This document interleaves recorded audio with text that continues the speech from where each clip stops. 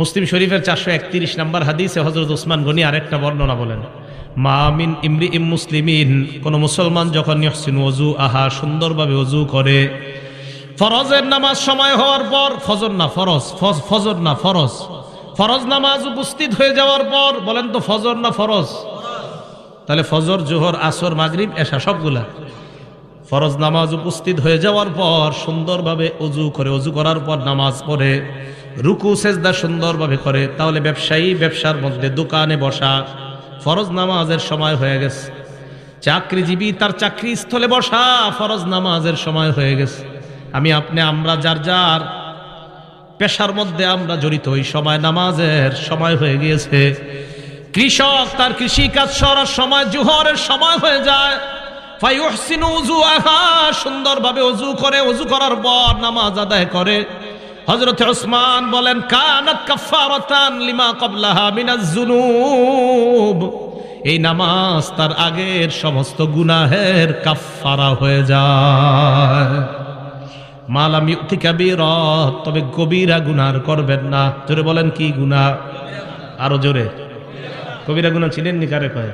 হ্যাঁ, একটু শোনেন। বুখারী শরীফের 2653 নম্বর হাদিস, 2653, ক্বালা রাসূলুল্লাহ সাল্লাল্লাহু আলাইহি ওয়াসাল্লাম, আল্লাহর নবী বলেন, আল কাবাইর, কবিরা গুনাহ হলো আল ইশরাকু বিল্লাহ, এক নাম্বার আল্লাহর সাথে শিরিক করা, 2 নাম্বার ওয়া উকুকুল ওয়ালিদাইন, পিতা মাতার নাফরমানি করা, 3 নাম্বার ওয়া কতলুন নাফসি, কাউকে অন্যায়ভাবে হত্যা করা, 4 নাম্বার ওয়াল ইয়ামিনুল গুমুস, মিথ্যা শপথ করা। কি শপথ?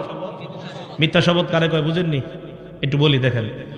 আপনি দোকানের শাটার লাগাইতেছেন, সোয়েটার বিক্রি করেন, আপনি বন্ধু আসছে, আইসা কয় তোর ভাতিজির জন্য একটা সোয়েটার লাগবে, তাড়াতাড়ি আগামীকাল বেড়াইতে যাবে, সুন্দর একটা গর্জিয়াস সোয়েটার দে। তো বাস খুলছে, খোলার পরে সুন্দর একটা সোয়েটার দিচ্ছে। সোয়েটার দেওয়ার পর কয় কত? অন্যদের থেকে থাকি 900, তুই 850 দে। তো দেওয়ার সময় কয়, আর কইস না দোস্ত, মানুষ যা করে ঠিক মতো দামটাও দেয় না, কিনা দামটাও দেয় না। তোরে কইতাছে আল্লাহর কসম, এটা 800 টাকা দেখি না, তোর থেকে 50 টাকা লাভ করছে। সদরঘাটে খুঁজে দেখা যায় এটার দাম 300। কত? যদি হয় আর কি এরকম। এই যে মিথ্যা শপথ করলেন, আল্লাহর কাছে দাঁড়ানোর জন্য তৈরি হয়ে যান। বুখারী হাদিস নাম্বার 893, আল্লাহর সামনে আপনি দাঁড়াইতে হবে। আপনি মিথ্যা কথা বইলা আপনার পণ্য আপনি বিক্রি করলেন, কি এরকম হয় কিনা?